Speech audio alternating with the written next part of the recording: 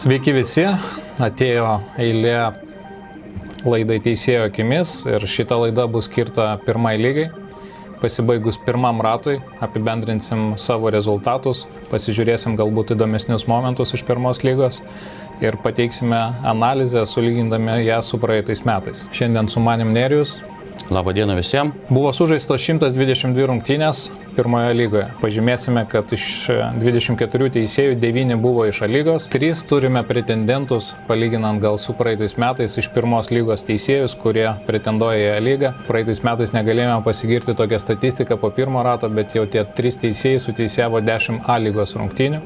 Daugiausia pirmos lygos rungtynių suteisėvo Irmantas Kaprašovas, 10 rungtynių, ir neatsilikdami nuo jų yra Egidijus Amšiejus, yra Kevinas Drungilas, Mantas Ličkus ir Valdemaras Palubinskas. Tai šitie teisėjai suteisėvė daugiausia rungtynių. Drausminės nuobaudos, ką iš tikrųjų labai stipriai kreipė tiek komandos, tiek kreipėm ir mes. Sekant pasaulio čempionato irgi turbūt atkreipė dėmesį, kad geltonos, tiek raudonos kortelės jau yra rodomos, kada privalo būti rodomas. Palyginimui turim skaičius, kas liečia nuo praėjusių metų, tai šiais metais parodytos 458 geltonos kortelės per 122 rungtynės, 3,75 kortelės per rungtynes. Ką turėjom praėjusiais metais, tai turėjom 532 kortelės per 120 rungtynių ir tai buvo vidurkis 4,38 kortelės. Beveik 80 kortelių parodyta mažiau. Taip. O kas liečia dėl raudonų kortelių, tai iš vis čia labai pagerėjimas yra. Per 122 rungtynės parodyta 11 raudonų kortelių ir tai yra kas per raudoną kortelę rodoma kas 11 rungtynių. Praėjusiais metais buvo parodyta tuo pačiu laikotarpiu, tai 35 raudonos kortelės, rodoma raudona kortelė kas 3,5 rungtynės. Turbūt reikėtų pagirti komandas. Būtinai. Galbūt atsirado daugiau kokybės ir atsargesnis žaidimas. Ir ne tik komandas, bet ir manau, kad ir mūsų teisėjas tikrai, kaip ir sakau, atkreipia labai stipriai dėmesį, kokias gairias mes jiem nusakom, kokie metodiniai nurodymai, bet ir komandos, žinoma, irgi prie to prisideda. Norėtumėm paminėti teisėjus, kurie daugiausiai parodė geltonų kortelių drausminių nuobaudų, tai turim Irmantą Kaprašovą, parodęs 42 geltonas korteles. Bet ir turėjo daugiausia rungtynių, 10 rungtynių. Taip pat Valdemaras Palubinskas parodęs 40 kortelių, irgi vienas iš daugiausiai teisėjavusių rungtynių. Ir Artiom Spelman parodęs 34 geltonas korteles. Kas liečia dėl raudonų kortelių, turim 11, kaip ir minėjom. Ir turim 2 teisėjus, kurie parodė po 3 raudonas korteles. Kiek jie suteisėjavo rungtynių, tai yra Kęstutis Bartuškevičius ir Simas Bulošas. Vienas iš A lygos teisėjų, vedančių teisėjų šiemet, rodantis labai stabilų teisėjimą, suteisėjęs 3 rungtynės pirmoje lygoje ir jam prireikė taip 3 raudonų kortelių. Bet negalim sakyti, kad jos buvo parodytos nepagristai. Ne, tikrai ne. 26 baudiniai buvo skirti per 122 rungtynės. Praeitais metais buvo skirti 43 baudiniai. Didžiulis skirtumas. Didžiulis skirtumas ir vėlgi turbūt komplimentai komandoms, kad žaidžia atsargesnį futbolą.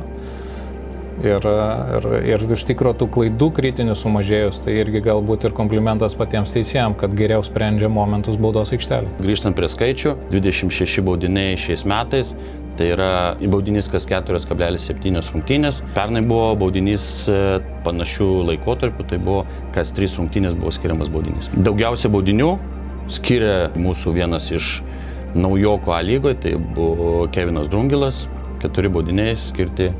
O toliau jau matote statistiką savo ekrane, taip. Kritinės klaidos, opiausia tema mūsų rate, kurių mes visą laiką bandome išvengti ir turbūt nemaloniausia kalbėti apie jas. Lyginant su praeitais metais yra kom pasigirti, nors sezonas tik dar įpusėjo, bet irgi jūs matote skaičių savo ekrane. 11 kritinių klaidų per 122 rungtynės.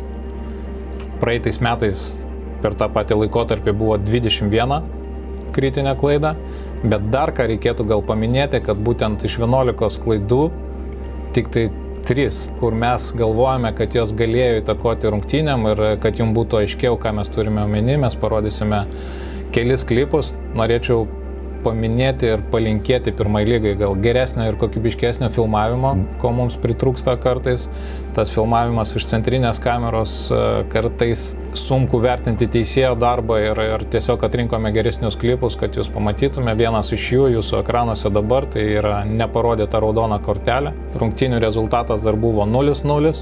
Ir mūsų nuomonė, kad tai buvo paskutintos vilties pražanga, didelis greitis, kamuolio kontrolė pažaidėjai yra, ataka buvo nutraukta, rungtynių metu buvo parodyta geltona kortelė. Galutinis rezultatas šitų rungtynių buvo 0-1 Kauno Žalgirio naudai ir mūsų nuomonė čia kritinė klaida su įtaka rungtynėm. Dar vienas iš panašių klipų, kur mes galvojame, kad tai įtakojo rungtynių rezultatų. Didesnė tikimybė, kad tai buvo nuošalė ir iš jos buvo pelnytas įvartis ir lemiamas įvartis buvo išskaitytas ir tai buvo vienas tik tai įvartis rungtynių metu, kur mes irgi mūsų manymu pripažįstam, kad tai buvo kritinė klaida su rungtynių įtaka. Kritinės klaidos šiais metais su įtaka rezultatų, kaip ir minėjom, yra 3, kritinė klaida kas 40 rungtynių. Tai tikrai mes šitom džiaugiamės. Kas buvo praėjusiais metais palyginant, tai buvo 8 kritinės klaidos su įtaka rezultatui ir tai buvo kas 15 rungtynių kritinė klaida.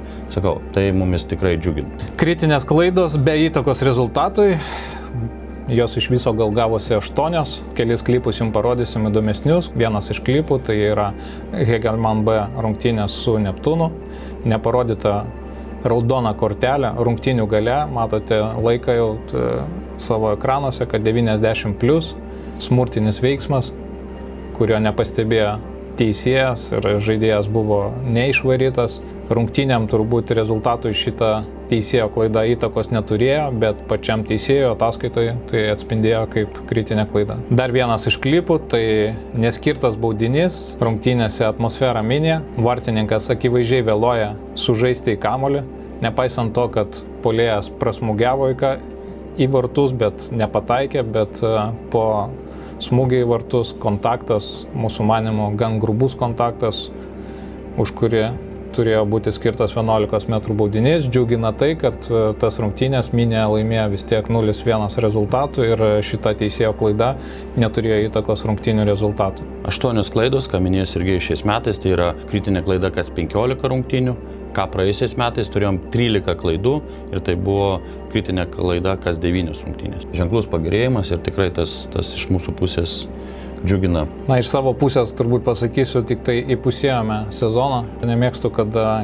giria teisėjus sezono metu, liko tiek pat rungtynių. Palinkėsiu mūsų korpusui ir visiems teisėjams, kurie teisėjauja pirmoje lygoje, nepabloginti šitų rezultatų. Jeigu mes išlaikysime šitus skaičius, sakyčiau, kad turėjome fantastinį gerą sezoną pirmoje lygoje. Dabar po mažos pertraukos sugrįšime ir pradėsime žaisti antrą ratą. Palinkėsiu visiems mums gerų rungtynių, gero rezultato ir kuo mažiau kritinių klaidų. Sėkmės visiems, tiek teisėjams, tiek ir komandų. Iki.